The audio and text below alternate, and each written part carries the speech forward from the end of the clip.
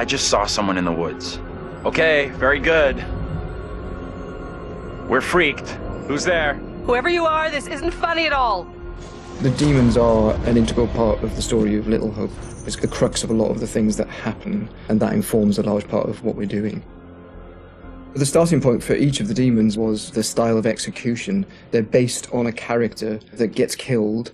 That then informs how the character behaves, how it moves, how it sounds, and those are all brought together to give us that convincing, terrifying demon. In order to make convincing demons, you need to ground them in nature. So what we do is we use our understanding of anatomy and our deep understanding of biomechanics and the principles of the way things move and the way things actuate, and we apply this to the demon design. We obviously start with the production design. The production design is a drowned demon. What we need to do then is look for extra reference. We have to look at stuff like autopsies. We'd look at what happens to the skin when it gets exposed to water for a long time. We have to look at creatures from underwater. We look at various types of fish. Loads of images and real-world reference helps, although it's slightly gruesome. This particular demon we're looking at is the one that's been hung. We didn't want to show the whole of this character, and right from the beginning we said, let's focus on the areas which are the most terrifying. And so the overall silhouette of the character was to be like this twisted rope. Her limbs had coiled, and so we were exaggerating the metaphor of this hanging. 1,000 years of being trailed along the ground, it had worn away her feet, the bones being worn down, the nails being broken off. She'd been in pain for a long time. The most key of all of the elements was the face and how we framed that, and that was that broken, twisted neck, one eye remaining, a tear coming out because it's that last remains of her soul. The noose was digging into her neck, and her tongue was actually so bloated and grown that actually became a feature for us in the game, that tongue actually becomes a grapple to get hold of some of the characters. To animate a demon, we would start with looking at how they walk or move forward. Some of them are dragging themselves, and then also how they would attack their victims, just flesh out the layout and the choreography of it.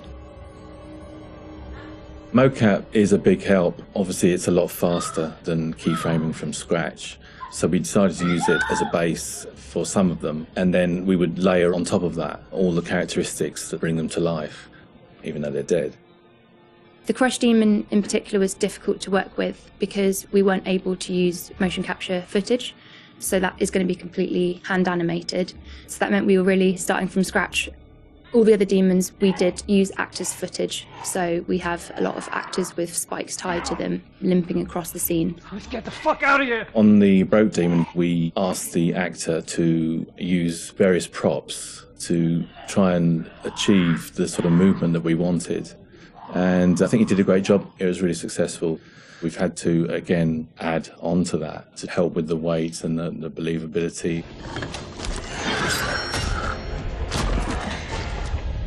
We take our initial cues for the sound of the demons from the visuals, and they look fantastic.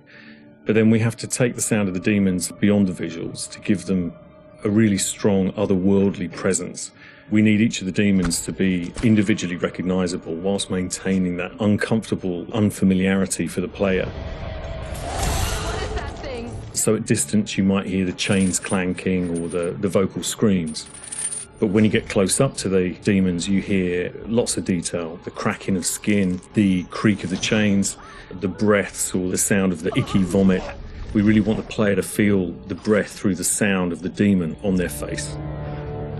Angela, no! When we're thinking about the camera work for the demons, one thing that was really at the forefront of my mind was trying not to show too much, trying not to lose all restraint, and I think that's a really easy trap to fall into with CG in general, and especially with games that you've got all these monsters that you've built and you've spent a lot of time working on, and it's really easy just to go straight to putting everything on screen. But thinking back to some classic horrors, classic monster movies, a lot of times there the directors had to use a lot of restraint and just show little bits and pieces because they didn't have that kind of budget or that kind of effect to really make it convincing. And there's something about that I really like, that I wanted to bring back to Little Hope. So when I was directing the camera team, I've asked them to show little bits, little glimpses, a clawed hand here, a shadow on the wall there, the chains rattling, whatever the key characteristics were of that demon. The interesting thing with that is that I think sometimes your imagination as a viewer fills in the blanks in a far more terrifying way than we really could. So we tried to build up that suspense, working up to this big reveal where you finally see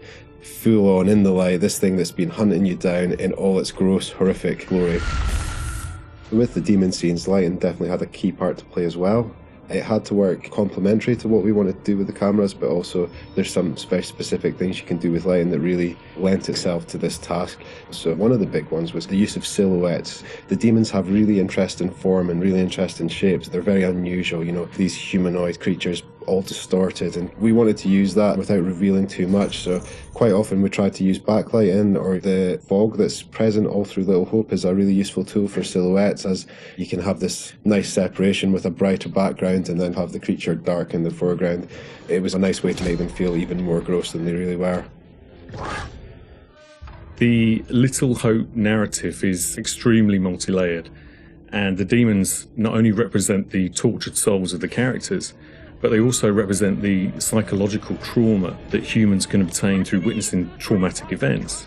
So when the game opens in the prologue and the main character is witnessing these traumatic events, we underscore this with really strong male Gregorian choir, which we use later in the game when the demons are attacking, to really strengthen and reference that psychological trauma with the tormented souls of the characters. Run! Now! The broken demon's the most terrifying because of the way it moves. It's really unsettling because you can't anticipate where it's going to go next. All the limbs are breaking and it's all moving in a really erratic way.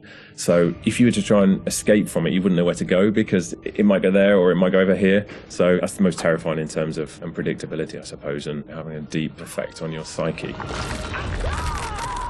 Interestingly, when you work at Supermassive, you get immune to horror. That's one thing I've definitely noticed. The powers of horror somehow get lost in me every time I'm watching a horror movie. I don't get so scared anymore just because I see this stuff every day. But doing those demon scenes, I must admit, even watching them back as they were work in progress, it was always like fairly distressing and fairly horrific. So hopefully some of that comes across in the experience for the player too.